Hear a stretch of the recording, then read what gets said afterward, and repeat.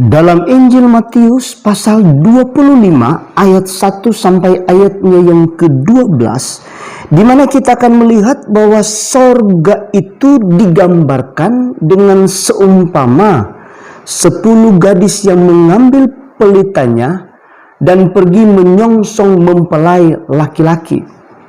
Dan dari 10 gadis-gadis ini, firman Tuhan berkata ada 5 gadis-gadis yang bijaksana dan ada 5 gadis-gadis yang bodoh.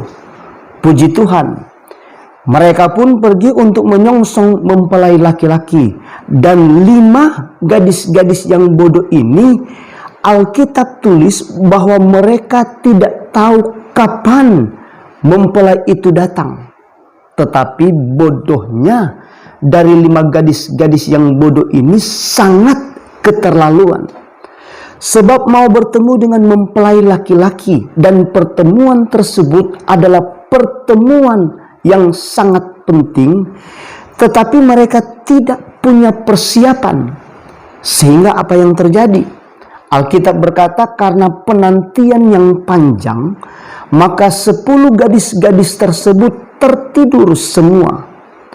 Dan saat mempelai itu datang, maka 5 gadis-gadis yang bodoh ini menjadi kerepotan sebab pelita mereka sudah mati dan tidak lagi menyala.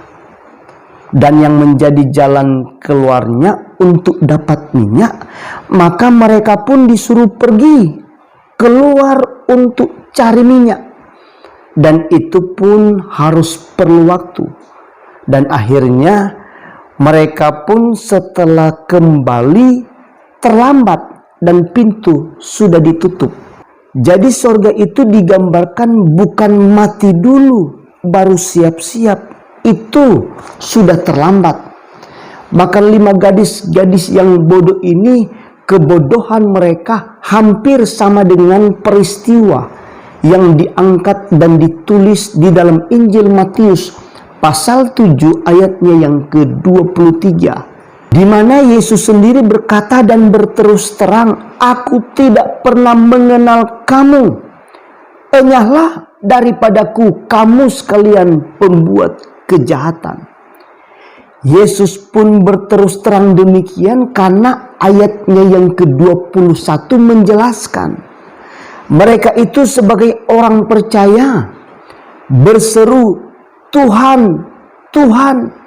Bahkan mereka mengadakan banyak mujizat, dan bodohnya sudah jadi orang percaya, orang Kristen, tetapi tidak mau melakukan kehendak Bapa di sorga. Sehingga firman Tuhan berkata, "Aku tidak pernah mengenal kamu. Enyahlah daripadaku, kamu sekalian pembuat kejahatan." Jadi sorga itu sejak kita percaya, sejak kita terima Yesus, maka sejak itulah kita sementara mempersiapkan hidup kita untuk berjumpa dengan Tuhan Yesus Juru Selamat kita kelak. Sebab ada satu contoh di dalam Alkitab yang ditulis di dalam Injil Lukas pasal 16 ayatnya yang ke-19 sampai 31. Yaitu cerita tentang orang kaya dan Lazarus yang miskin. Yang Alkitab jelaskan bahwa kedua orang ini mati, dan Lazarus yang miskin ini justru berada di pangkuan Bapak Abraham.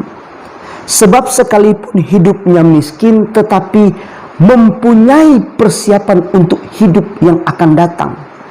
Tetapi orang kaya itu yang cuma berfoya-foya dan tidak punya persiapan untuk kehidupan yang akan datang nanti, maka sesudah orang kaya itu mati, firman Tuhan berkata, maka masuklah dia di alam maut, yaitu neraka.